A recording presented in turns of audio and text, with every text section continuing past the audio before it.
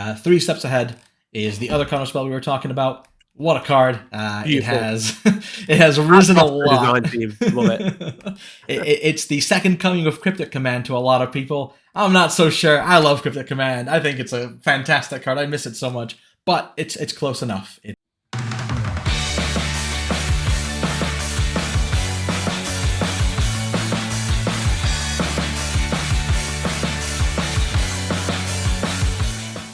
Hey guys, we're back, the Battle Chads, but you may notice that there's a little bit of a different face going on.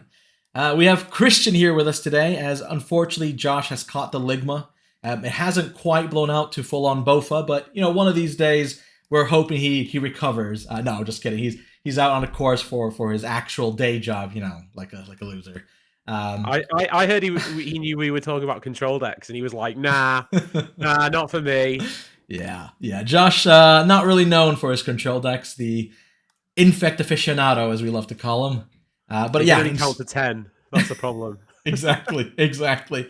So instead, it's myself and Christian bringing you this little deck tech, shall we call it, of Dimir Control. Not the most common way to see it, but it's been rising in the ranks lately, and some people are thinking that it really has a place to stay in the standard metagame.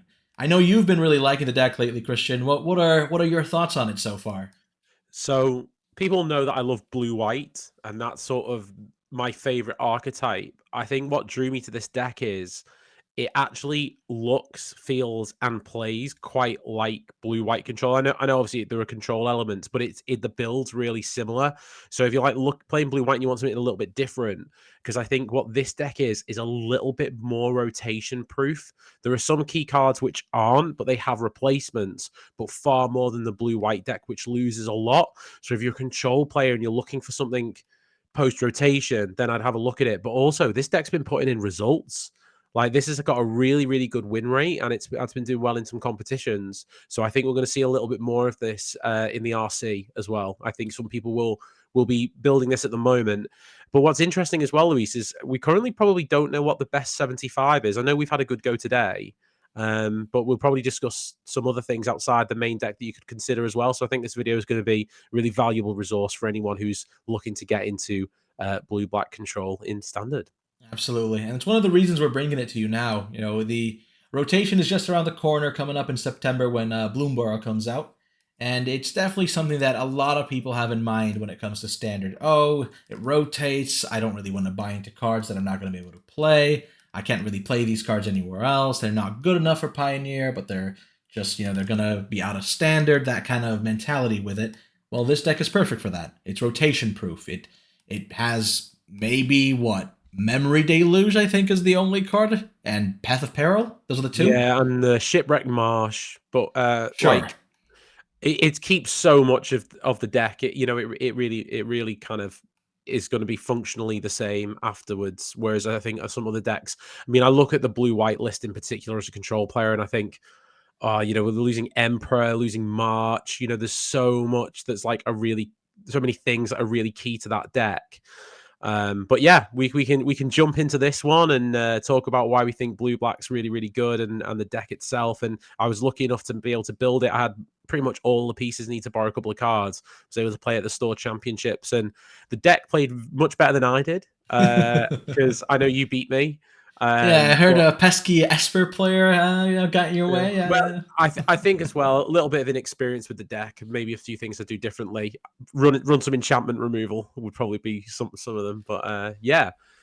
Yeah, absolutely. That's why we've come up with this list. We'll go, talking about each individual card, what it does in the list, why it matters, what's it trying to do, how it does its game plan, and then we'll talk also about the sideboard and some considerations after rotation, or even just generally in the build of the deck as the meta evolves.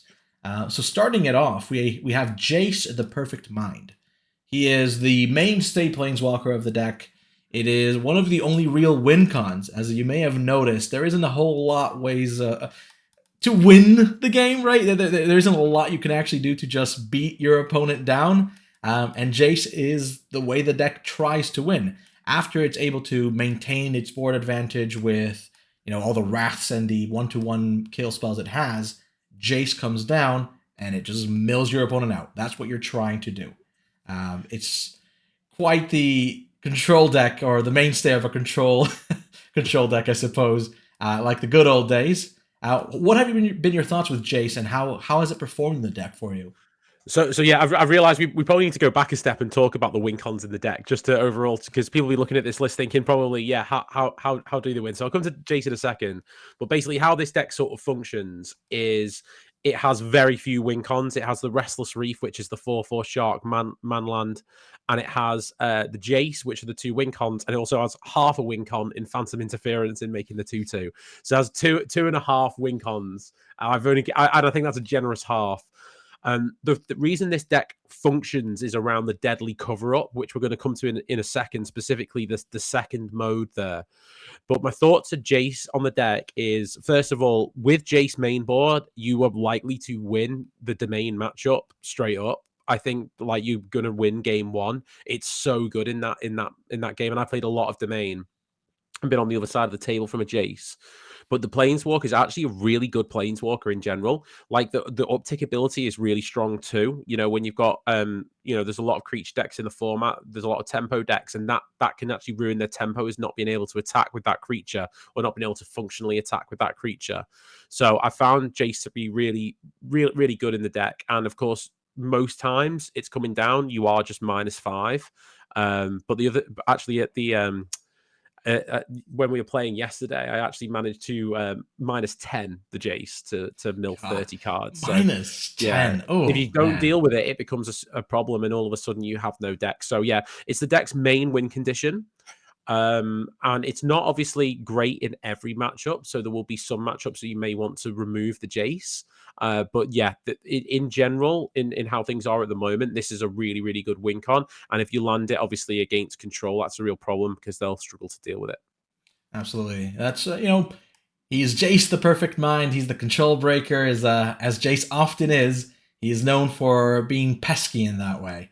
And as you were alluding to a little earlier, the main way the deck tries to get this Jace on board is after doing a lot of removal, mainly with Deadly Cover Up. This is the main piece that keeps the deck running. I found it is what makes your opponent be unable to play the game or unable to answer your pieces, so you can finally close it out. Yeah, I think this is what sets the deck apart from other control decks, and one of the reasons it was so attractive to me. As a control player, one of the most powerful things you can do to a control deck is to remove the key pieces. We saw that with like Stone Brain and Pioneer. I know I obviously see some standard play as well, but Stone Brain getting rid of like all the Teferis in the Pioneer green versus blue white matchup. But also, there's a lot of combo decks in standard as well. So being able to just literally remove the win cons from your opponent is incredibly powerful, stapled onto a Wrath, because it's good against aggro, it's good against combo, and it has functionality against control as well. So this is a mainstay of the deck. You will always be running at least 3 in the deck. It's very rare that you want to take them out because you need the second functionality of the card, even if you don't need the first. And obviously, post board, a control deck might bring in creatures and things like that, so it doesn't lose that functionality. But I'll give you an example. Let's say Temur Analyst, you're against that. You've got a lot of counter spells in the deck to help manage that, but they can still kill you out of nowhere once they've ran through them. But if you're able to basically counter the first World Souls Rage and then board wipe, even if there's no creatures on the board, you can go in and get their World Souls Rages out of their deck. There's one of their win cons down. So now, before you know it, they're in a position where actually they're looking at it going, what are my outs? And this removes those outs. But it's also a really good Wrath. So I think control players are going to love this because it's just good. It has a functionality against every deck, which is great to be stapled on a Wrath. Yeah. I know I saw you playing against Jack, who was on Domain during the weekend, and just removed his Atraxas, removed his Herd Migrations, and Jack was just sitting there with nothing to do. You were just wrathing an empty board because you could, and it was amazing. You missed my first game, by the way. So for the viewers and the listeners, in my first game against Domain, I actually basically showed my opponent like the Graveyard and Exile pile, and I was like, "There's 4 Herd Migrations, 4 Archangels, and 3 Atraxas in your Graveyard or Exile. would you like to concede this? Go to game 2, and my opponent was like, yeah, I think so, because I played. There was no win cons left in the deck, so this is a real domain beater. This deck, I think, is very, very difficult. I didn't lose a single game against domain. I think I played 6. Wow, jeez. Yeah, thank you for that. I definitely didn't want to face them on Esper control against domain. And then going from there, we have duress. Very self-explanatory card at this point. We've seen it 1,000 times. It's great against any sort of slower spell-based deck. It has its uses against even the mid-range decks.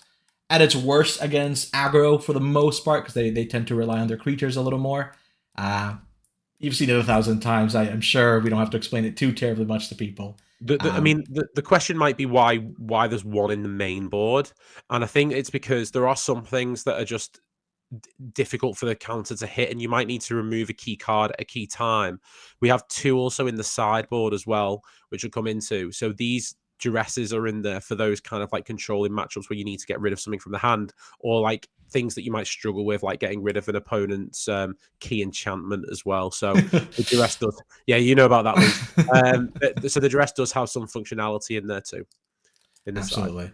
Path of Peril is just your usual wrath. It will destroy the little creatures, your Convoke or Mono White or whatever random stuff you see. Cut down, very similar role. It's 1/1 removal, very good against a lot of the meta. That's why people are running it. It can destroy Rafine before he grows. It can destroy just about any creature in Convoke aside from the actual Convoker himself. I was going to say on the cut down in particular, I'd say that if you are in a very aggressive meta, lots of red, mono red, lots of Convoke and things like that, then I think this is a card you might consider going up 1 in the main if you are anticipating that what's the meta is going to be like in your FNM or in a local tournament. Because I think 2 is correct in a vacuum. But you may want to go up or down this depending on what you get, because sometimes in some matchups this card is a dead card. But when you're in like a domain matchup, for example, you know exactly that you can take this out to be sideboarded straight away, and you might put in the duresses or something like that. So yeah, you could go up the cut down. There's also, we should say as well, another Path of Peril in the side. So if you are going against that kind of aggro matchup, you've got that too. So yeah, it's part of the removal package. Absolutely, because there's a lot of little considerations we'll go into as we speak about the list as to when, why, or how you should play certain cards, meta dependent, or what exactly is going on. And this is definitely one of those pieces. Cut down, not great against control decks, as we all know, but very, very strong against those pesky aggro decks. Yeah, this deck draws a lot of cards, and you have a lot of ways to get through your deck. I was never in any game looking and thinking, oh, I've not got any cards in my hand. So having a couple of dead cards is definitely doable in the deck. You can have them, and in some matchups, you might really need them. Absolutely. After cut down, we have Deduce. I love this spell. It's a great spell. It is. It's the second coming of Think Twice. And for me, better. A lot of people say arguably better. I think it's just better. It is a card that gives you something to do in the middle of the game when you're kind of just sitting there. Control's not known for going quick. This is perfect. It gives you that little filler card, keeps you going, and lets you filter out what you need. And it's 2 cards in 1. You draw 2 for it. Fantastic. It replaces itself and then some. Not much else to say about the card aside from it's exactly what you want in a control deck. It's what you're looking to do in most of these styles of decks. You just want to make sure your hand is always full and you're able to find the pieces that you're looking for to answer the specific threats that are coming to you. Yeah, absolutely. Exactly what you said. It's really, really useful. You don't mind doing this on a turn 2 because you're going up a card. You've got something to sack later. And with other versions of the deck, and we're going to talk about some of the things that you might consider in the deck later. The token, the clue has other uses. It's just a really, really good card, and I think this is just going to be a staple in any sort of blue control deck. Yeah, as we know, the bargain mechanic exists, and this is perfect. A little token for it. After that, we have Go for the Throat, mainstay of standard right now. One of the most useful kill spells in black. Has some contention because it can't destroy artifacts. I found especially in the more mid-range decks. Go for the Throat can be a bit awkward when you It face was awkward for me against Toxic. It was a bit awkward, yeah. When you face the artifact decks, or even when they just make a giant token after a Sunfall, it can be very annoying to deal with. But it is so versatile; it can hit just about everything, and it's definitely a card that is going to stick around for a while longer. Another consideration for this is probably Shoot the Sheriff, as it answers almost everything that Go for the Throat does as well. There are still some cards that will miss on, but it hits every artifact that's relevant these days. What are the relevant mercenary, not mercenary, the relevant outlaws in the format? I believe Fairy Mastermind might be one of them. Yeah, Fairy Rogue. If I'm not mistaken. And then there's some rogues here and there that you don't think are rogues, but they kind of are. Some little things like that. Right now, there isn't too many, but as the format evolves, I'm expecting to see more. Maybe things like Tiny Bones. He hasn't been played too terribly much yet, but as they come along, we'll have to see if Shoot the Sheriff can stand the test of time, essentially. There was only the Toxic matchup that I felt like this was the wrong card. I think post rotation, I think this is probably.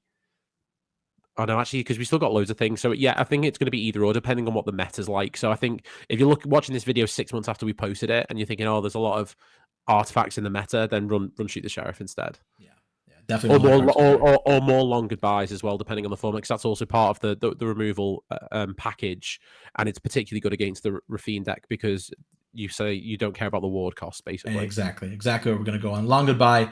It has a limitation of only 3 CMC or less, but it does also hit Planeswalkers. Not that there's too many Planeswalkers that are relevant at that mana cost right now. You sometimes see Kaito. Yeah, Liliana. It misses Kaito. Kaito's 4. There's a 3 mana Kaito. Oh, okay. Yeah, okay. From Kamigawa Neon Dynasty, I think it was. Yes, he's going to rotate soon, obviously. Yeah. And little bits like that. It's incredibly good against Rafine. It's the main reason why it's ran. The fact that you can just destroy Rafine without caring for the ward cost, and even if they have a No More Lies or some other sort of counterspell, they can't do it. Very good against blue-black aggro as well, which was the main blue-black deck you'd see back in the day. They'd often have their Gix drop down and then make disappear, just waiting to protect them. Can't do it no more when you have Long Goodbye. Great card, powerful. It does what you want it to do. Great text on it. Can't be countered. It's very powerful.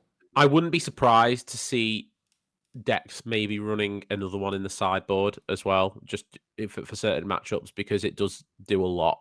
Yeah, especially at the RC. You might see it at the RC because Rafine is expected to be one of the most, if not the most played deck. I think Esper's probably the best deck in the format right now. But this could be the best deck in the format. It Absolutely. could be. I think once we settle on a 75, I think it definitely beats.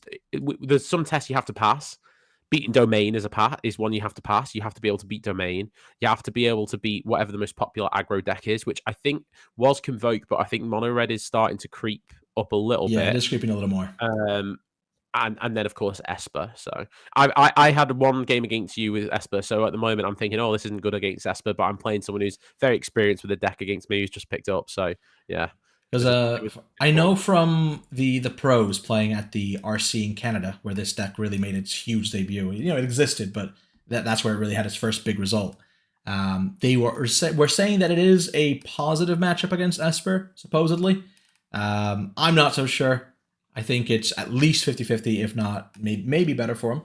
I am not fully convinced just because of the clunkiness the deck can have sometimes, but it definitely has game against them. It's not just dead in the water. Oh yeah. It's not like a 70-30. It's nothing like that. It's definitely close. It probably depends, quite heavily on the player's understanding of the matchup and some of the other things that you might expect, like experience with the deck and stuff like that. So yeah, I think there's a little bit inexperienced against the Esper matchup in this thing. I think one of the things for me was learning that blue black really struggles to deal with enchantments. That was my key takeaway. Yeah, but we're gonna have a look just a little bit. So there's some more removal as well in Shieldred's Edict. We'll come to in a second, but that's the main removal package of the deck.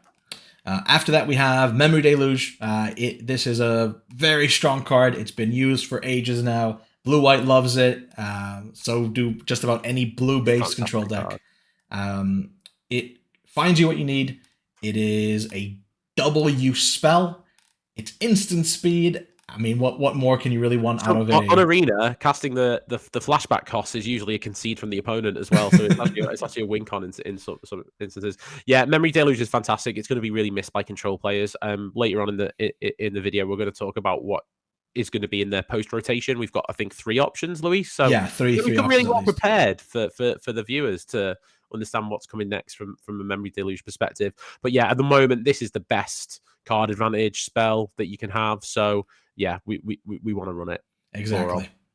After that, we have... I'll talk about these together because they're the counter spells. They're new from OTJ. They are different to each other, of course, but these are the 2 new counter spells that have really brought this archetype back to life. Because you used to have just Make disappear, and it was fine, but you never really had a token that you could sacrifice. It was a bit not good enough. It's so much better in tempo than it is in full-on control, isn't it? The Make disappear. Exactly. And Phantom Interference is the perfect card for this. It gives you that much extra that you may want later in the game. Yes, it's still only pay 2, but the creature is relevant. It's very good at letting you close out a game with chip damage or allowing you to answer a problem planeswalker sometimes, things like that. And this is exactly what you want out of your counter spell in a control deck. They want more versatility. It's not dead late in the game. Massive thing. I'm really high on this card. I've seen other lists run 1 and have a negate in the main, which I think is fine. By the way, I think that's fine, but I know we prefer the negates in the sideboard and running a second one of these. This card, more often than not, really gets your opponent. And yeah, as you said, this is the half the win con because, you know, it is a little bit of... But you might need that extra 2 damage. You're mainly doing damage in 4s from the Restless Reefs, but this card's really, really good. I'm very, very high on this card. I really, really like it. I think in a lot of matchups, it's great. So yeah, I like it a lot. It also we're going to talk about the 3 steps ahead. This one doesn't need double blue, so you can counter it with just 1 blue mana, which is relevant as well because when we come to the mana base, we'll show you that there's quite a lot of colorless mana from the land destruction lands. Exactly. 3 steps ahead is the other counter spell we were talking about. What a card! It has risen a lot. Love it. It's the second coming of Cryptic Command to a lot of people. I'm not so sure. I love Cryptic Command. I think it's a fantastic card. I miss it so much, but it's close enough. It's very good. Powerful counterspell in the sense that it's a cancel. You know, it's about as bog standard as it comes to a counterspell. But it has 2 very relevant modes. Why don't you let us know what you found with this card, Christian? So post board, the other mode is relevant as well, I should say, which we'll come to in a second. More often than not, you're countering a spell. Let's just get that straight. Mostly this is a cancel. That's the main functionality of the card. However, the draw 2 and discard a card is fantastic when you look at the way this deck can actually get through the cards. So you've basically 3 steps ahead, 1 blue mana, you can spree it, so you can do as many as you want. An extra 1 on the blue will let you counter it. An extra 3, you can create a token of a artifact or creature you control, which is relevant post board for the likes of your tide benders. So it's like another tide bender, basically. And then you can draw 2 and discard a card, so it allows you to filter through your deck. Sometimes you won't really want to be doing the 3rd mode on like your turn 3 or whatever, but it can be relevant to do so if you like looking for like the Path of Peril or the Deadly Cover Up or something like that. So it's just really, really good. I think all the modes by themselves aren't great, but together they just make this super versatile card. This is going to be a 4 of in any control deck in standard until it rotates, in my opinion. It's just going to be the backbone of the deck. I know in all our WhatsApp groups and everything, everyone's like, has anyone got any 3 steps ahead? I mean, we need some 3 steps ahead. So I luckily got mine before everyone sold out of them. Yeah, it is a card that wasn't, everyone thought it was whatever. It was slept on when it was first revealed. And it's been amazing. It has just gone up from there. Anyone who bought it ahead of time was literally 3 steps ahead of everyone else. So it's quite the thing. Yeah. It's very good. And then we have Shield G-Deck, just going back to it. Just another removal piece. Very versatile. Answers a little bit of everything. Obviously, it can be a little awkward when your opponent has multiples of the same type of thing you want to answer. But fantastic card. It's strong. It's used everywhere as far as I know. Even up to Legacy, I've seen it's seen play because it just lets you pick Yeah. exactly what you need to remove. And it's worth saying, by the way, because one of the questions people might have if they're not if they're not played the deck before, well, why do you run so like two obs of different things and stuff like that? The deck's really able to get through its cards, so you might want a different answer for something, and you might end up with like a few. You might have a go for the throw, a Long Goodbye, and a Shieldred's Edict in your hand, and you'll be able to use the most relevant one rather than using a suboptimal one. But you are able to usually find the things you need. The deck really does find its tools very well. Absolutely. It's I stated it before, I think in an earlier video, I think the Phoenix one, where I spoke about the difference between aggro decks, mid-range decks, and control decks is you don't really want to run a bunch of one-ofs in aggro decks because you're not going to run through your deck. You can't really find them. Whereas control decks can do it way more because they will. They have ways to filter their cards, ways to find their cards, and they will eventually get there, and it's fine. It works. I think it's in the sideboard episode you said that. It's in the sideboard, maybe the sideboard episode. I think you were talking about. I think it was specifically like in the sideboard. You were like, if you're in an aggro deck, what do you want a one of for? Because you're never going to find. Yeah, it. I know you're right. Yeah, you're yeah, right. yeah. Exactly. So go Just watch that. I listened to the episodes I'm not in as well. So. And then we have the Celestus. I know you're not very hot on the card. You haven't found its great use yet. But I don't love the Celestus. Yeah. I think what the reason why it's in here, we had a little discussion beforehand. We spoke about. I think it's because what you want to do is be able to find the things that you need to close out the game. I think the deck's really good at that already. This is not really what I want to be playing on turn 3. So we'll see. This is going to rotate, obviously. I wouldn't. It's not in there for a mana rock. That's not what it's there for. It's there to loot. It also gains a little bit of life. But I think it's mainly there to draw and discard and filter because there will be a lot of turns where you're not really casting spells. But yeah, I've seen this in pretty much every list, but I'm not 100% on this card. I would maybe prefer something else, maybe like another win con might be the right answer there. But I'm sure in some matchups it's really, really good. It was never relevant for me. It was always the card that I took out in the sideboard at the store championships. Yeah, I know from playing with it and a little bit of the theory behind the card, it is meant to be a mirror breaker. Because the mirror game often comes down to who can find Jace first and stick him. Yeah. A lot of the time you get your dead cards, you get your Path of Perils, you get your cut downs in these mirror games, whether it's against blue-white or against the exact same blue-black. And you don't want those cards. They're awful. They don't do anything in those matchups. And the Celestus allows you to just invest the 3 mana once, and then every time that something happens with day-night, which is quite easy to trigger when you really want to trigger it, you're able to go and filter these cards out until you find your Jace and a counterspell, or maybe 2 counterspells for a very important turn. And that's what it's for. It's very good at that. It is a low mana investment for that fact, because a lot of the time in control games, turn 3, nothing's really happening at that point. No one's going to drop a bomb on turn 3 that is unbeatable and you just lose the game because you tapped out. And that's where the Celestus comes in.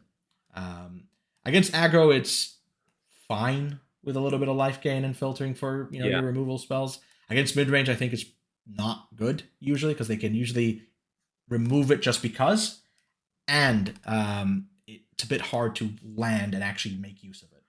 So I think that genuinely, I would probably rather have one of my 3 mana creatures out of the sideboard in there instead. And you can make a case for either of them. I know Seachark is really seen as this like sideboard card, but I think as a 3-drop, if you're able to drop it and protect it, even if the opponent runs 2 removal spells and then you've countered 1, then you've got the artifact creature. So and then Tishana is very relevant in loads of matchups, and it's also a flash threat as well. So I mean, I've seen pros running the Celestus, so they know better than I do. But I just find the card a little bit awkward for main board in a lot of matchups. But do you know what? We're not here to say, oh, yeah, this is the definitive list. People can disagree with me and say, yeah, we want to run the Celestus. Or you might agree with me and go, yeah, I'm a bit mid on the card. Maybe I'd rather have something else. It's absolutely fine. So we're just showing you the list that we've sort of gone for. And the pre-discussion was all the other deck lists are running one. for the reasons we talked about before. But that's the main deck outside of the mana base anyway. So you can see that the deck is really, really designed to basically just be a full-on control deck. Exactly. And remove everything, take out the combo pieces with Deadly Cover-Up, and then land your Jace and then mill your opponent. And then we'll talk about the main win con in the deck outside of Jace, which is in the mana base. Of course. And for these Celestus, as a final thought, for everyone that is looking to get into standard but wants, something that's rotation proof, perfect. You don't have to run the Celestus. It's going to rotate soon. Yeah, so hey, an easy thing to replace. I'd jam a Siege Shark in there. I love Siege Shark. It's such a good card. Why not? And then we have the lands. The lands, for the most part, there's only one that rotates, which is the Shipwreck Marsh. Correct. There is nothing else. Takenuma and Otawara as well. Oh yeah, sorry, Takenuma and Otawara as well. Those are a bit more hurtful to actually lose because they're just so powerful. But I have a feeling Wizards isn't going to leave us without power of something when it comes to the lands. They always find a way to make some sort of fun, interactive land to stay in decks. So I wouldn't worry too much about those. So what I would say is actually in this deck, the Takenuma is really, really good. So because you're able to get the Jace back, which I did, and it was really, really ruthless for the opponent. So you get the Jace back to my hand. We won't discuss each land in detail, but we'll pull out the main thing. So the first question you're probably saying is, wow, 5 different ways to remove a land is a lot. You really want to get rid of Cavern of Souls and other man lands. The deck really needs to do that.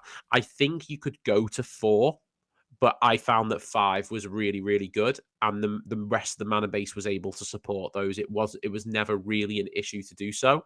I've seen some decks that instead of the Demolition Field run a Mirex as an extra win con. I think you could go for that as well, but I was quite happy with the Demolition Field. Yeah, absolutely. And with rotation coming, Field of Ruin we're losing, but Demolition Field is a functional reprint. It does just about everything that you really care about for Field of Ruin in standard. We do lose Field of Ruin, you're right. Yeah, well, Demolition Field is basically the same. It's just a... And there is a third version. I think it's called Volatile Fjord, something like that. Can't remember. It's one that it costs 1 less to activate, but you don't get a land, only the opponent does, but you get a treasure instead. So if you really need that 5th effect, you can do it with that. We'll see if it comes up. And honestly, it might work better if you need the bargain, right?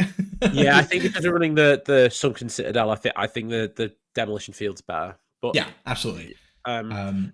The other thing that probably we want to talk about, because Otawara and Takenuma, you run a one-off of the channel lands in pretty much every deck that you can run them in a color. We know they're good. Otawara returns something to hand, really good for tempering your opponent or for bouncing your own thing to protect it. Takenuma is really good for getting the Jace back, basically. That's what it's in the deck to do. The other notable land is the Restless Reef, which is the other win condition in the deck. Now, this actually works really well, not just because it's a 4/4 with Death Touch, but because it can mill your opponent 4 cards as well. So you are really...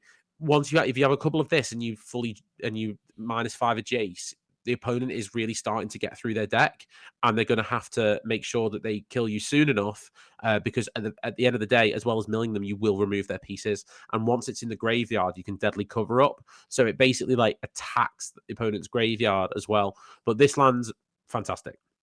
Yeah, it is a brutal land to come up against sometimes. Being a 4/4 is very hard to remove. It gets Death Touch as well, so you can't just block it with your Atraxa and get rid of it. There's a lot of nuance to the land. While I'm not the biggest fan of the Death Touch on it, I wish I had something like Can't Be Blocked. It is very good. It is very. You just want everything, Luis. This is one of the best ones. Yeah, this is the Restless Anchorage, I think. I love Creeping Tar Pit, man. That was the original man land. That's the card that I miss. But no, Restless Reef is very good. Very strong. It does exactly what it says on the box, and it's perfect for this style of deck. Great. So that's a deck. 27 lands may seem like a lot, but you need the deck to run. You need to hit your 3rd land drop, otherwise you're in real trouble. You can maybe stabilize for a little bit, but your opponent can't get ahead of you on lands like any control deck. I know people, what they really want to hear about these videos though, Luis, is around the sideboarding of them. So I know we're going to come into that. Absolutely. So just quickly in the sideboard before we go into the matchups, you'll see we've got the Alcalots, 4/4 flying lifelink. See, it's just like a blue-white control deck. Running your flying lifelink is in the sideboard. You know, it's just Good the old same thing. Ecclesarts, the deepest betrayal. What the Bat God, as everyone just refers him to, because his name is too hard to say. Yes. We got 2 Seed Shark as well. So really, really great. I mean, it's a 2/4 flyer for 3 mana that does really relevant stuff. So it's good against aggro as a good creature, a good blocker, and it's also obviously great against control because of the value you get. We've got some duress in there for control matchups or for anything which you're really going to struggle to deal with some of the opponent's things. We've got Extract the Truth, which wasn't in the list to begin with. This wasn't in what people were running, but we found that enchantments were so hard to deal with that the deck really needed a bit of extra support, because there are sometimes you just don't have the counter available because you've had to remove something, or there's something else that's just had to go. I know Wedding Announcement gave you a run for your money on at the event we played. Skrell's Hive was the worst. I mean, I duressed my opponent, got rid of the charge of the mites, and then the opponent on their turn just drew a Skrell's Hive off the top, and it won them the game. I was like, oh, toxic, my old enemy.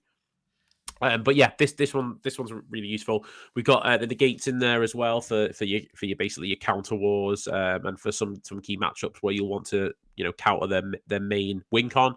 Another Path of Peril for aggro, and then Shieldred, just a great card, really, really good.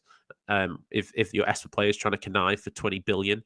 And she's not rotating yet, guys. Yay! Tishana's Tidebender is just a fantastic card in general. This we'll see play in every format. Please don't pick this art. This is the worst art of Tishana possible. This thing's horrendous. I did that just to annoy you. And then we got an unlicensed her. So I've seen most people running 2, but because of the meta when we played it, it was more relevant to run 1. But 2 is probably perfectly correct. Fine. Yeah, if you're playing in a bigger tournament. Cool. From all these, so Tishana's is my favorite card of all the sideboard. I think it's a brutal, fantastic card. It does exactly what you need it to do, especially post board when people are trying to deal with your stuff a little more. Just being able to deal with their triggers is amazing, and having that clock that they're not expecting you to have is amazing. People are going to be removing removal against you. This is a perfect card for that situation. Aside from that, Chrome Host Sea Shark. Now, this is a card that I personally am not too excited about in the deck. You don't like the Sea Shark? I think it's one of the first cards that needs to go when a better card comes out. The reason being the change of mana cost of the deck. This card and this card are 1 cost. They're not 3, 4, 5 like the usual things you have in the deck. And because of that, the Sea Shark becomes a lot worse. That's I don't think it's opinion. a lot worse. I mean, it's probably good for the viewers that we might disagree on something. I don't think it's a lot worse. I think it's a bit worse. Yeah, sure. It is a bit worse. The power and toughness of those creatures is very rarely relevant. It's much more that you will have a creature to block with. I find absolutely that's true. In general, this deck is not looking to win quickly. It's just not the nature of the deck. We're not looking to race you or anything like that. I'm really high on this card. I think this card is fantastic. It's so good. It is also a 2/4 flyer, so I think the flying is the most relevant part to me. It's amazing for that. Yeah. Should we go through the matchups anyway? Yeah. What did you have down first? So, for the matchups, we have first standard Asperafine, the most common matchup, probably the best deck in standard in my opinion. I think this deck's amazing. There's a few different versions, obviously. So we have the more creature heavy with a Gix version, or we have the more classical version, which is my favorite, the one that uses Wedding Announcements. I think that's this version harder to deal with than the creature one. Yeah, this is the version that I would expect to see more of, the Wedding Announcement version, as it's just what did the best at the Pro Tour recently, and what has been almost the mainstay of the deck, having the enchantments with a lot of flash creatures. This deck is very hard to deal with because of the enchantments. Yeah, it gets a lot easier if they were running just the creature version. Wedding Announcement is annoying. While yes, you can wrath and destroy their boards and all this stuff, if they keep pulling them one after the other, which is relatively easy for them to find, It makes the creatures very hard to remove because it makes them outgrow cut down. Yeah. It just keeps making another little threat every so often. Or it can make one threat that they flash in be gigantic. And you will lose in small increments. It's not a deck that you expect to just outright destroy you in one turn. It's slowly going to chip at you, and you don't have a lot of life gain in the Dimir deck. No. So it's a bit of an issue. So what are you from the blue-black deck? What are you sideboarding in, and what are you bringing out against? I'll let you take this one, and then maybe I'll do Domain, because they're the decks that we've been playing. And so you'll know what cards you hate. The cards that I think are bad against Rafine are Jace. He is 2 mana intensive for the matchup. He gets answered by Tishanas and counterspells and just about everything. He may seem all right, but you just don't get the time to use his I'd agree. Jace comes out, yeah. You can also remove a little bit of like a memory deluge, yeah, or maybe even some of the counterspells sometimes when you're on the draw, because you're so behind and clunky to actually be able to fight their deck. The Celestus is not a card I'm excited to play against Esper either. No, that comes out there, but it doesn't really do much. Whereas what you want to bring in are Aklazatz, the Bat God. He is fantastic, very annoying to deal with. They're going to remove most of the removal against you. Maybe they'll bring in, a Destroy Evil potentially, or they'll have a Go for the Throat, maybe 1 or 2 left because they don't have as much to remove. Very hard and annoying card to deal with. Be careful of Tishana's when you do use it, because if they're able to remove it and then Tishana it, you're not getting it back. So be very aware of that counterplay. One of the most important things with this guy that I found that gets you blown out. Chromo Sea Shark, fantastic. 2/4 flying body, blocks Fairy Mastermind, blocks Rafine before he's grown too big, blocks the Vigilant Knight. Very good at just blocking and keeping your life total high. And then as you go and make little creatures, you'll be able to beat them in just a board presence, which Rafine does have a bit of trouble coming back from. Extract the Truth. This is a card that Christian wishes he had when we played, because Wedding Announcement was a nightmare. Whether you get it from my hand or you remove it after I've spent 3 mana to cast it, it's a fantastic card for the matchup. This is absolutely something you want in the deck. It's basically the reason it's in the deck, if I'm honest with you. Rafine, all 2 modes of this are very amazing, the creature or the enchantment. Removing that creature from hand, or the enchantment from hand, or just outright removing the enchantment on the field can make or break the matchup. Absolutely. It is very good against them. Shieldred, there isn't a lot more to say about Shieldred than she punishes drawing cards. Fantastic. Rafine, what is he doing? Drawing a bunch of cards. You can nuke them. I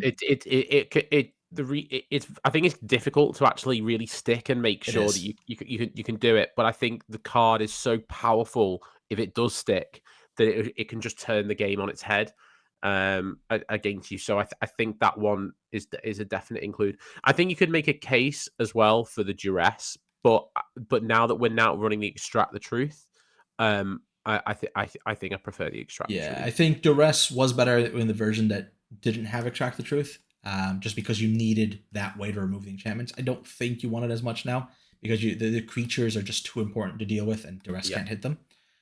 There is also some consideration for Tishana.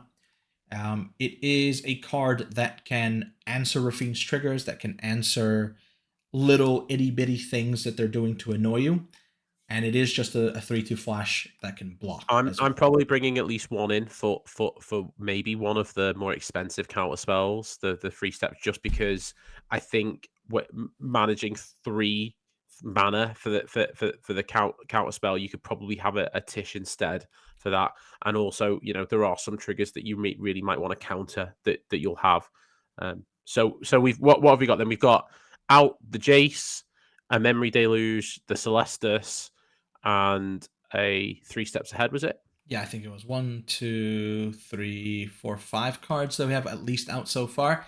We're bringing in 1, 2, 3, 4, 5, 6, maybe 7 cards. So if you were looking to remove a bit more, I'm not hot on Path of Peril against the the enchantment version. I think one is fine. I don't know if you want both, especially when you're on the play because you're able to keep ahead of them. Maybe on the draw you bring it back, and then it's a bit of your choice.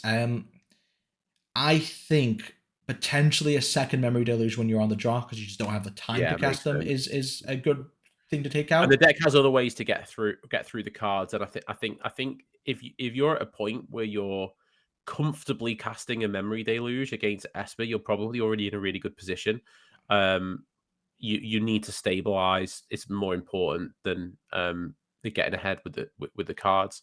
So And yeah, then I that think makes the sense. duress, if we're not bringing them in, I'm happy to take them out, Yeah, especially with the extract the truth. I think that those are the cards that I would look at. So that gives you 7 or 8 cards that you can play with, depending if you're on the play or the draw. And I think that that's what makes the most sense. And don't forget something that can actually really affect the Esper player if you're able to get it going and stay ahead on the tempo is Field of Ruin and Demolition Field. Esper only runs 1 or 2 basics.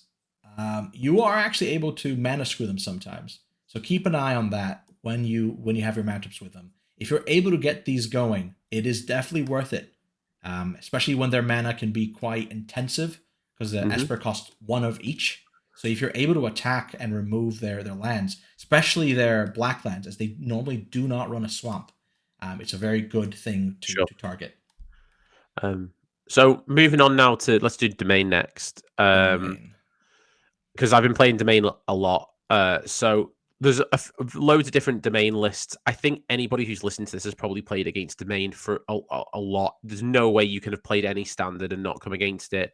They have a few win cons in there, and if you get rid of their win cons, they lose basically. This is a really strange list here. I'm sure I can see the Gitrog in there. I've not seen that tech before yet. Um, Let's find a so more proper one down here, probably. this is again different to what I normally look at, but the idea here with domain is it wants to ramp into big spells. Basically, the key cards are the Atraxa, the Archangel of Wrath, and of course the sorcery herd migration. They are the win cons of the deck. Without them, they're trying to hit you um with the Topiary Stompers or whatever they're running. But I know that a lot of them are doing cornucopias. This is actually a really good matchup for the blue black control. The key card to look out for is the Cavern of Souls because it can let them resolve the Angel. But most of the stuff they're doing, because you run the wipes and the wipes are so effective against them, you mainly just don't care. So I found this matchup really, really good. So we can go back to the deck list. The dead cut down is a completely dead card in this matchup. You just do not need this at all.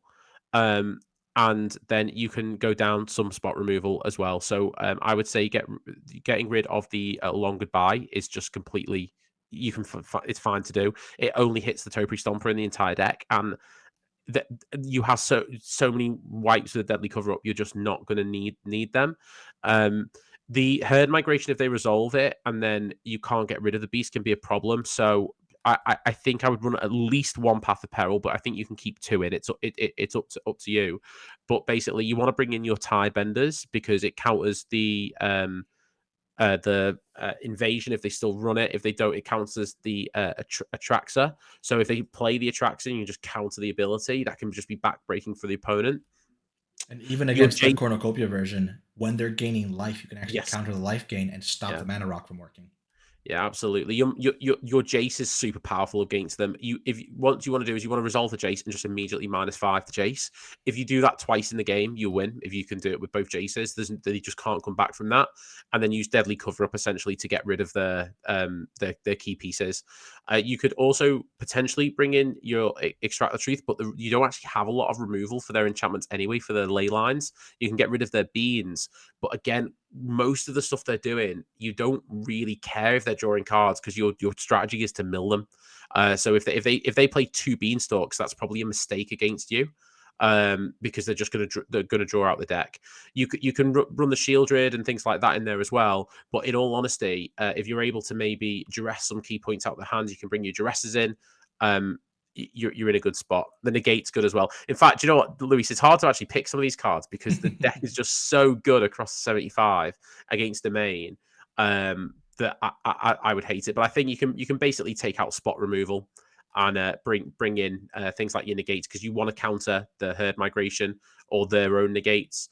But yeah, the deck is massively teched against a Bane. And then after that, we have Boros Convoke, the most popular aggro deck as of recent times.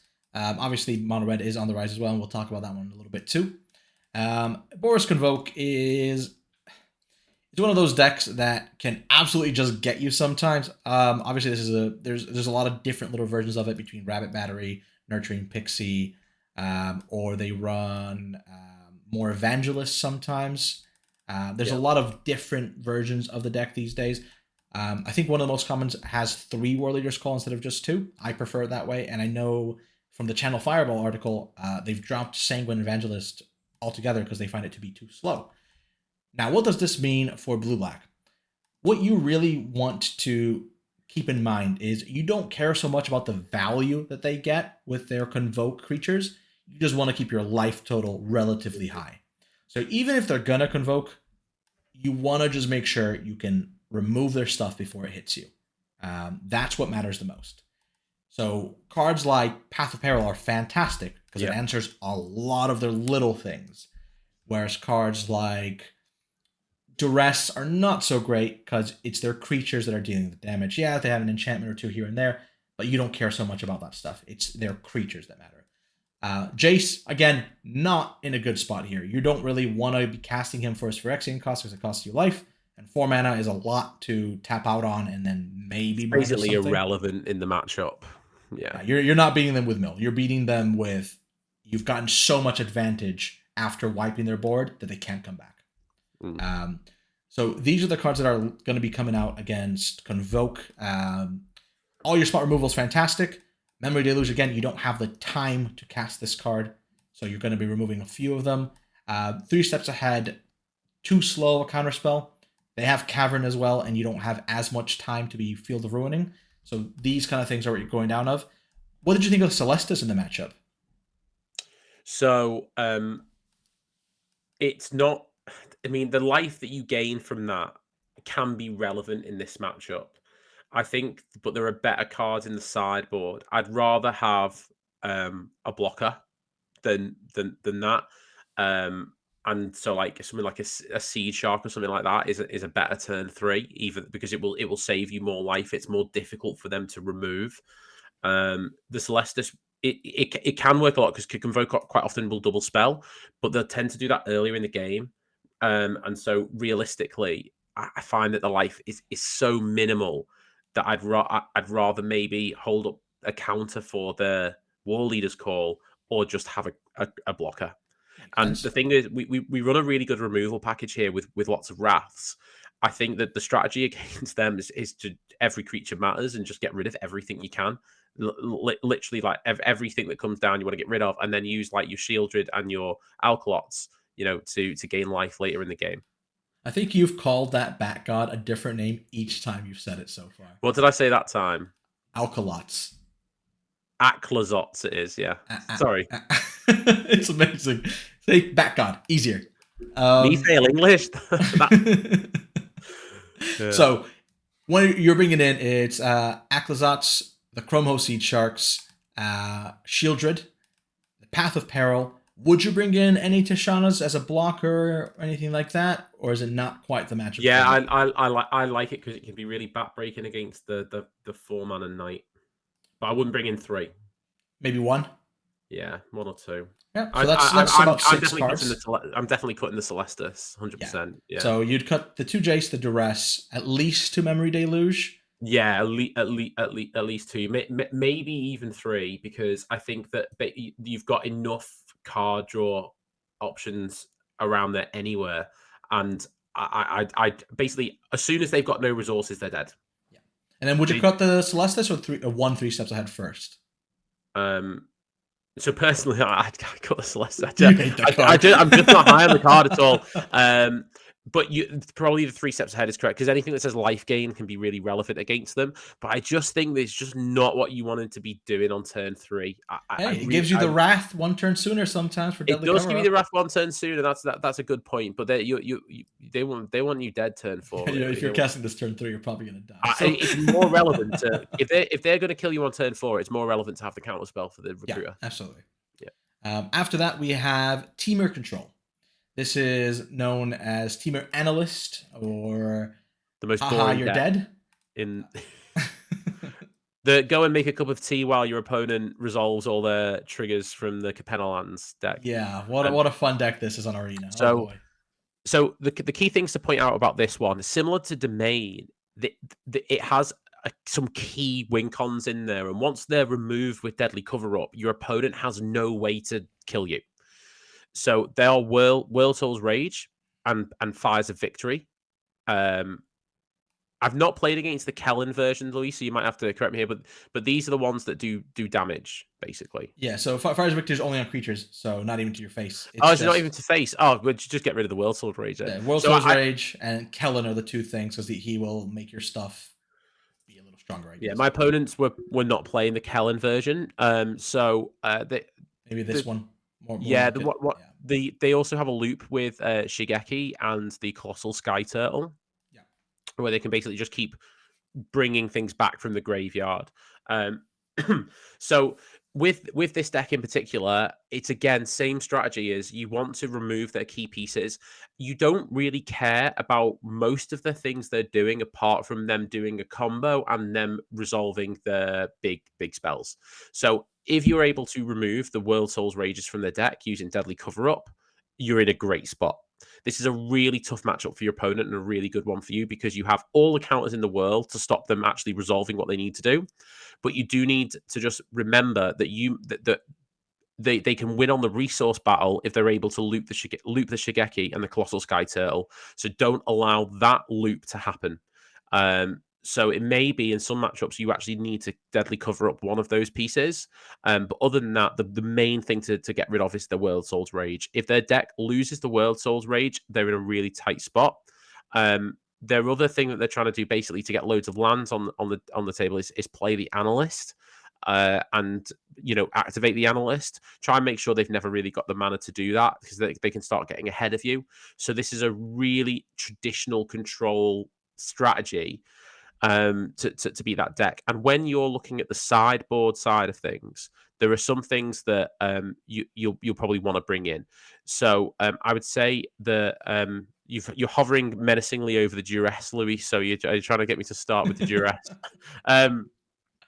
We want to get rid of the World Soul's Rage, and we want it in the graveyard, basically. So if you duress them turn 1 and put a World Soul's Rage in the graveyard, you know that you're just going to Deadly Cover Up as soon as you can to get rid of those 4 pieces. It is backbreaking for your opponent to lose those. It's very, very difficult for them to start doing anything. So yeah, we want to run those. They can come in for the cut down straight away. The next thing is the negate's pretty good for countering the World Soul's Rage. So you can bring in the negate if you want to. You have enough counter spells already, but if you're really, really worried about them resolving it, that this can come in for things like the Path of Peril, because you don't need them. And the Tishana's Tidebender is great in the matchup as well, because you can counter a lot of their triggers, because their creatures all have triggers that are really relevant, and you want these because you can counter the channel abilities as well. So the Colossal Sky Turtle and the Shigeki use this, but the Nissa has an ability, the Dimir Analyst has an ability. In the sideboard, sometimes to run the Titan of Industry has an ability when it ETBs. So you want the Tidebenders in there. You can take out the Celestus, and you can take out some more. What did I say? No, I said poor Celestus. The poor Celestus. It always comes out. I don't actually think you need the Jace in this matchup, to be perfectly honest with you, because you're literally you're controlling them out the game completely until they lose all their win cons, and then you can just hit them with with your man lands. They will just be left with absolutely nothing to be able to get you. So your Jaces can come out for the Tidebenders. Unlicensed Hearse is obviously really, really good in this matchup as well. So you can probably get rid of, I don't know, maybe like the Long Goodbye or Go for the Throat. Something like this, yeah. Yeah, probably go down and go for the throat for the unlicensed hearse. You want to just hit the graveyard stuff because again, you're just stopping the deck from functioning, and your deck is really effective at doing this. I think game one is almost unwinnable for them if you play correctly, and then game two it gets harder. So yeah, it's really well positioned against Teamer Analyst and Domain in particular. And I think Extract the Truth is actually an interesting card because I know you didn't have it when you played on the weekend, but it is a card to consider because they're trying to get an enchantment out that makes their mana, their lands, tap for 3. This can remove that enchantment. This can also remove it from their hand before they get to play it. I don't think the card is as relevant as you think it is in this matchup, the mana, because Okay. essentially it doesn't matter how much mana they have. Like we can still counter what they're doing and stop them from functioning as a deck, and we run more counter spells than them. What I would be careful of, and probably my thing would be, it'd be overboarding the deck because the 60 is still good against this. I think if you're gonna cut things, you cut the spot removal. If you want the more of the hand hate and things like that, so you can go down more spot removal if you really want to look at that. Maybe they're running a different version of that. Extract the Truth also hits Shigeki and the Sky Turtle, I think, because of what it is. So it's perhaps a good shout. My thing is, I don't think you need it against them. And in most circumstances, I'd definitely rather have the counter spell, but it might be that you just need to actually spot removal and Nissa instead. Sure. And so I think functionally that big enchantment that they have, I almost just don't care about it. They're just spinning the wheel. Would you consider ever boarding out some of these because they're only running basics? Yeah, I'm always a bit scared of taking out lands though, just in case. There's nothing worse, is there? But you mean you can mulligan a little bit against them. You could do. They're only running basic, so that is an option. And then of course, if you're taking out the Jace and stuff like that, you do have a slightly lower curve. So it's possible, but definitely no more than one. Okay. And then something that the viewers shouldn't forget is Tishana is a stone rain against Analyst because they're little Capenna lands, whatever you want to call them, the ones that sack to go fetch. So as soon as it's sacked, you Tishana's it, and it's hilarious. Stone Rain is a great card. So anyone who loves that, you have that going for you. Yeah, I'm probably using it on the analysis or the channel lands, but Luis is just I love evil. Stone Rain. Yeah. After that, we have Blue-White Control.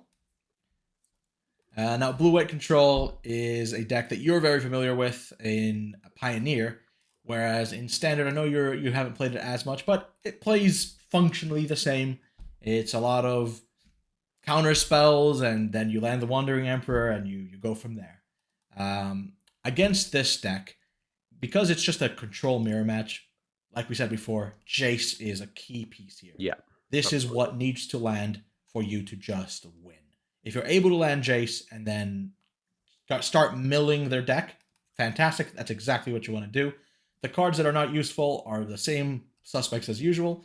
Path of Peril, Cut Down, some number of, all number of Long Goodbye, and maybe some number of Go for the Throat. You usually want to leave a little bit in just because they might be boarding in a creature or two to defeat you. But those are the things that can definitely go. It's interesting to point out here, by the way, that usually you'd probably get rid of a lot of board wipes, but the Deadly Cover-Up second mode is really relevant. So maybe you could go down one, but I would definitely keep some of them in there. Because being able to take the important card out their deck, the win content just won't have that many. And that's going to be vital. And you usually can get one in the graveyard because of the way that your deck works. If you remove their Wandering Emperor, that's most of their win cons gone. Yeah. They can't really beat you down very easily. They have to try and defeat you with lands, but then you have 5 effects to destroy those lands. And then you will also win just the slow mill game with that as well. Yeah. What you're bringing in is Tishana Sidebinder. This is an all-star against Blue-White Control, and it affects a lot of their the planeswalkers, their triggers. It can even hit the manlands, funnily enough, when they activate them and then attack. If you do it after the attack, you will still take the damage, or you can block it if you can. However, you'll stop it from making the map, and it won't make mana anymore in future turns. It's a really strong ability to have. Shieldred, an annoying threat, not at its best because it's relatively easy to remove, but it's still an annoying enough threat to bring in against them. Negate, for obvious reasons, most of their deck is non-creature spells. Duress, same thing. Most of the deck is non-creature spells. And then, do you like Chrome Host Seed Shark or anything else on here? Yeah, I love Chrome. I love Chrome Host Seed Shark because the opponent's taking out removal. And if they run it as well, we have a better answer for that because we have the long goodbye.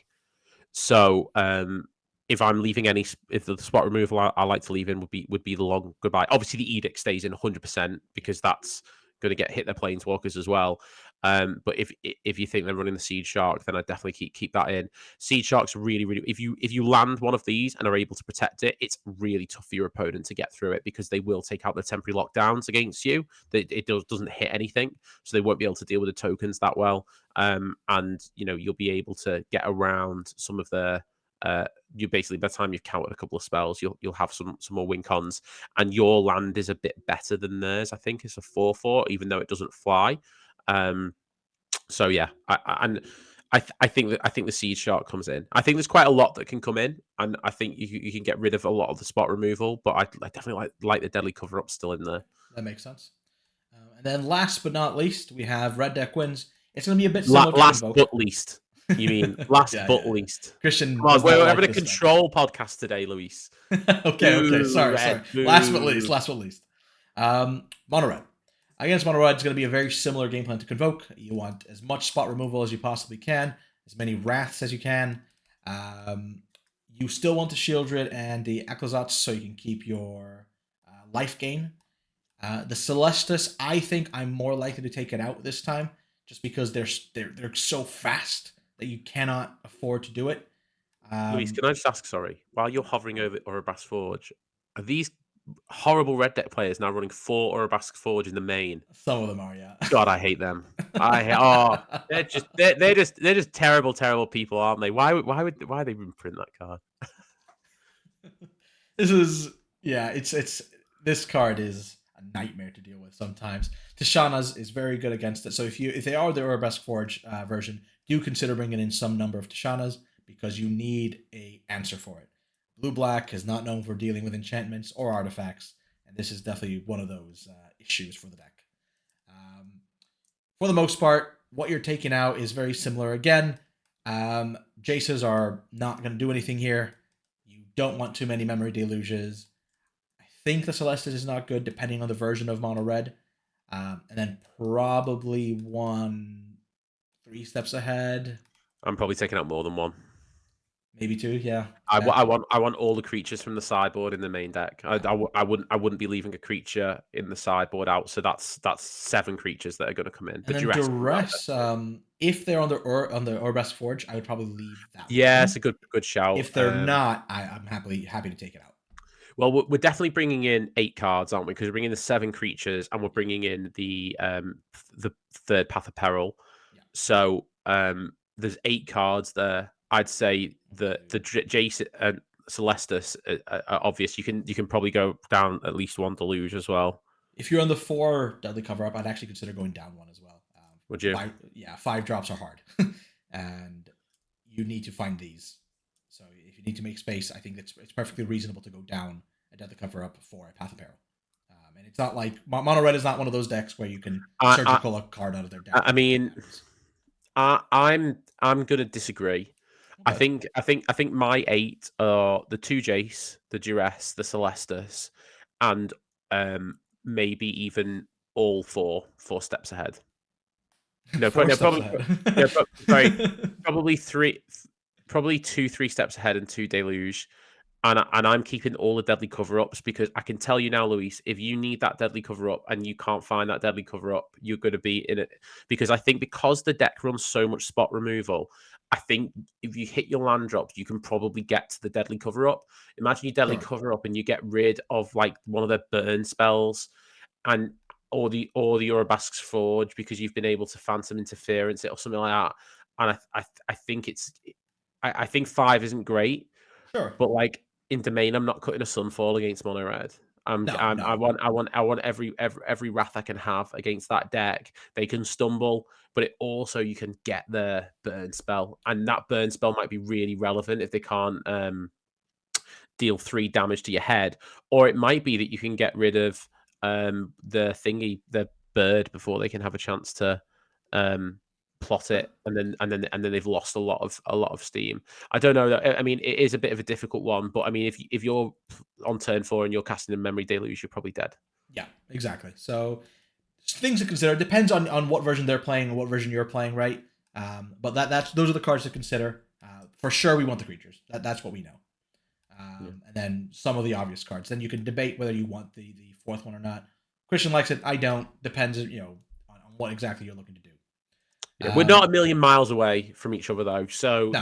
I get why you think it'd be difficult, but I think against mono red, you haven't got the luxury of searching for your deck for fast enough. Yeah, so that's fair, and that's a fair assessment. You probably need. And if you path of peril, then later in the game you got a deadly cover up and go and get rid of the burn spell. Then I think that's a way to win. And then last thing to take a look at, guys, is just the consideration board. We're gonna leave this in here for you because there's quite a few different ways to build this deck. The best list has definitely not been found. We see some versions that have 4 Jace, the Perfect Mind. This card is really, really good. It's a win con. 4 Jace. I think 4 is a lot. I've seen some versions with it, and it does well. That's probably very teched to beat Domain, Analyst, and those kind of decks. This deck is so good against those decks. I mean, I would say you don't. I agree. This is just speaking for the people in terms of what they've been doing. I was going to say, sorry, as well, what we've done with the considering, because there's probably 2 sets of cards in here that have just merged into one. The other thing is that we've actually put some considering in here for post-rotation, because we're helpful like that. So we've thought about post-rotation and what the deck's going to be replaced by. So, exactly. But the Lazav is an interesting one. I've seen lists running the Lazav, and I tried the Lazav. I really love it as a one-of in the sideboard, I've got to say. Like, I just think it's interesting. It's a 2-mana 2/3, so it's relevant in some matchups anyway, just when you might need that blocker. But it also can exile stuff from graveyard and also copy things from graveyard. So you're milling enough stuff from your opponent that this is really good. And I think if you're running this is really, really fun to run against, like, any deck that runs like a really, really powerful creature, like a Traxxas or something in there. It becomes a copy of it, so it doesn't get the ETB, but it becoming a copy of a flying Death Touch Lifelinker is pretty strong. So it's a fun card, and I think it's I don't love the omission of it from the sideboard purely because I think it adds a bit of spice to the deck. That's fair, and it's definitely one of those cards to consider. Another one is the Stoic Sphinx. I've seen this popping up here and there. It's a very powerful beater. It's a great win con for a win conless deck. It is not easy to deal with after you've stabilized because you can play the game where you only use your counterspell when absolutely necessary. Otherwise, they can't really target this thing, and it's very hard to block. 5 power is a lot. Is it 4 mana? Sorry, I can't quite. It's 4 mana. It's 4 mana. What are you taking out for that? Maybe the Seed Shark out the sideboard. Yeah, probably for something like the Seed Shark. I like it. I think it's very strong. It's really good. It's really, especially post board, because they'll take out spot removal, and honestly, there will be sometimes this will be a bit of a gotcha for your opponent post board because they just won't be able to deal with it. And I think it might also be good in matchups as well, or games, or tournaments, I should say, where you might be more conscious of closing those games out quicker and you won't have the time to full control your opponent out for over 3 games. Some are running the 4th Tishana. 4's too. I don't know what it is about 4. It's like that. It's like Peep Show. 4 non, Jeremy. That's insane. 4 is always a lot of. I think. What do you think about the 4th Tishana in the sideboard? I love the card, but yeah, I think 4 is probably too much. I do love Tishana's Sidewinder. It's one of my favorite cards, but it is probably just too many. It's hard to fit. I'm not sure what I would really remove for it, but people are running it. Sometimes it's a 1 of in the main, 3 in the side. Something to consider. Maybe post rotation, there's just slots that open up for it. It's one of those cards just to keep an eye on. If I'm running the 4th, the 4th is in the main. So I'm running 3 in the side and 1 in the main. Get rid of Celestus. And then the considerations for rotation, essentially. We have Malicious Eclipse, which is likely what's going to currently replace Path of Peril. It's not exactly a 1-for-1. It's a bit hard to remove Path of Peril because it just destroys everything that's 2 or less, whereas this is -2/-2. But functionally, for a lot of situations, it does the same thing. I'm expecting we'll see a better or another kind of reprint card coming up in Bloomborough or further. I wouldn't be surprised to see it in either Duskmorn or Bloomborough, because there's going to be lots of little creatures in Bloomborough, and then I expect there'll be an answer to them coming in Duskmorn. That's what I expect, purely based on no reasoning whatsoever. We could even see this, honestly. Path of Peril in Duskmorn. It doesn't seem like an unreasonable Yeah. reprint. But at the Probably not, moment, but this is the best we've got that's going to replace that. But it's not terrible. It's not a completely awful card. We've seen cards like this in the past and stuff like that, but it is a little bit niche. and even now it has game against Toxic. Some people run it in the sideboard because of it. God, I It hate that. exiles, so it removes the what's his name? The You little know, minion. Toxic's not rotating. Oh God, don't say that. How can they run such a stretched mana base and always have all the mana they need? Hey, they're Who losing knows? March. They're losing March. It's a very relevant card. Oh, actually, yeah, that really screws them. So next we got the Silver Scrutiny. So this is one of the cards that we think might replace Memory Deluge. So Deluge is obviously a fantastic card. It's so good. But Silver Scrutiny allows you for 2 blue and X to basically draw X cards, and if it's 3 or less, you can draw them at instant speed. So you can essentially 5 mana draw 3 at instant speed, or a 4 mana draw 2. So it's not quite as good as Deluge, and of course you draw them, which you need to be careful of if you're playing against a shielded player. But that's one of the considerations. The other one we looked at as well was Intrude on the Mind. So this is a really powerful card, and I would recommend that you read it about 6 times before you try and cast it. Essentially, you reveal top 5 cards. Opponent separates them into 2 piles. One of them goes into your hand, the other goes into your graveyard. But you get a creature for each card they put into your graveyard with a +1/+1, and it's got flying, so it's got evasion. So I think this one is probably my more preferred one of the 2, even though it's 5 mana, because I think getting the creature is relevant. The bad part is your opponent chooses what you get. But they might give you nothing, but then you get a 5/5. So yeah, I think these are the 2 best options we have at the moment. Which one do you prefer, Luis? There actually is one more. Oh, Luis's Farsight wild card. Ritual. So Farsight Ritual. This is why I was speaking about bargain so much a little earlier.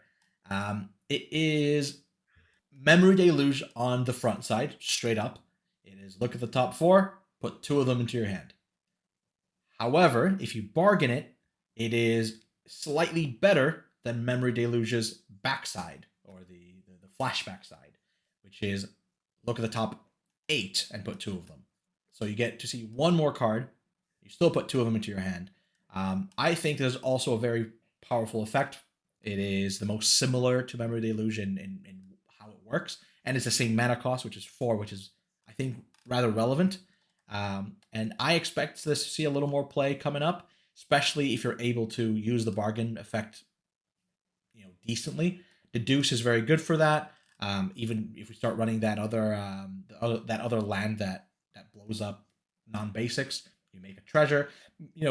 There's a few different ways you can get this going, and I think it's relevant enough. You can even use the Phantom Interference Spirit to do it. So we'll see. I straight up love this card. I think this is really good. I think the bargain thing is going to be relevant later in the game, and you probably already drawn your cards from that. But we'll see what other pieces this deck gets. Absolutely. And it may be that there's something a little bit, even more relevant for that. Because at the moment we are getting the deduces, but I suspect that, looking at the top 8 is really, really good. But in a lot of instances, you'll probably have already drawn that card. But those are 3 really good options for people, and I think Memory Deluge is a really strong card. But this deck in general loses a bit less than other decks, so Absolutely. Memory Deluge is going to be a bit damaging for all control decks in the format. But we have at least 4 options here, which are good. And we then could the also last have, 2 cards to talk about as well. we have Outrageous Robbery. So this one I've seen a lot in the lists, and I think this is really powerful against decks like Domain and stuff like that, where you're exiling a few more. It didn't make our sideboard though. But the more I'm thinking about this, the more I want to test this card, Luis, because I love being able to cast my opponent's stuff. It's very, very good fun. And maybe this is the one-off instead of the Celestus. Maybe. You would love Ragavan. Come to Modern, my friend. Yeah. I tried to build Ragavan in Commander, and it was the most I've ever failed at building a deck. So now, now my Ragavan is in my Kibo Commander deck. So I'm sure there's some modern players who are absolutely offended to the max about that. It's one of the 99 in a meme commander. Outrageous Robbery is definitely a good card. Straight back to topic. Yeah. I'm not even entertaining that. Outrageous Robbery is definitely one of those cards that it is a good way to close out the game by using your opponent's pieces, which usually has more creatures or more things that close out games in their deck. So I've seen it many times in a lot of the sideboards of blue-black. It's not a bad card by any means. I'm just not convinced of it. It's not the easiest thing to use, and you do have to get a little lucky with what you find. But it's a great card to consider. It's not too also say play, not cast. Sure. So you get the lands that as well. is something that, you know, it does matter sometimes. Absolutely. And that's why Siphon is in here as well. It's kind of the similar effect. It's just cheaper, easier to cast. You get to do it twice. Interesting little card to use. Obviously, this one's going to be rotating out, so not much to say about it. But that's what you can kind of look at Outrageous Robbery to akin to. Very similar cards in the way they work. So I don't, if you want to test these cards out, give it a go, see what you think, and let us know.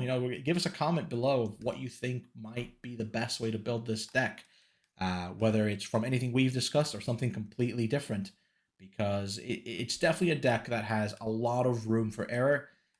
The best list has definitely not been found, and I'm excited to see what it does post-rotation as well, instead of just now. I think one thing to be mindful of post-rotation is I think this deck definitely needs an answer for the Insidious Roots deck. I think post-rotation it's going to need to have to answer that deck, because that enchantment comes down and it is going to be a real problem for the deck. So that's my one thing that I think it needs an answer for. If that deck becomes tier 1, the Insidious Roots deck, then I think this deck will struggle to keep up without some key piece. But I think this is a good shout at the moment if you're looking to get into Standard and you want something that's going to be post-rotation, because it has really, really good matchups at the moment, and it's going to be good post-rotation as well, because it is a great control deck, really good fun. So absolutely. I think we've done a very comprehensive deep dive into this deck. So if people are looking at playing this, if there's anything we haven't answered, ask it in the comments and we'll get back to you. Or rather, Luis will. Yeah. Thank you everyone for joining us for this segment of Battle Chads without Josh. Let us know how much more you liked Christian than him. We really do appreciate you coming on, Christian. It's thank you for well, most people who listen to Josh's mates, right? So I don't know. Sure. So they'll probably be like, yeah, we prefer it. Don't forget to like, comment, and subscribe. Thank you very much for joining us on this long-form deck tech sideboard guide. And let us know how you liked it. If you like more of these, let us know, and we're more than happy to oblige to what you want to hear and what you want to see. Thank you very much, guys. Take care and have a great one.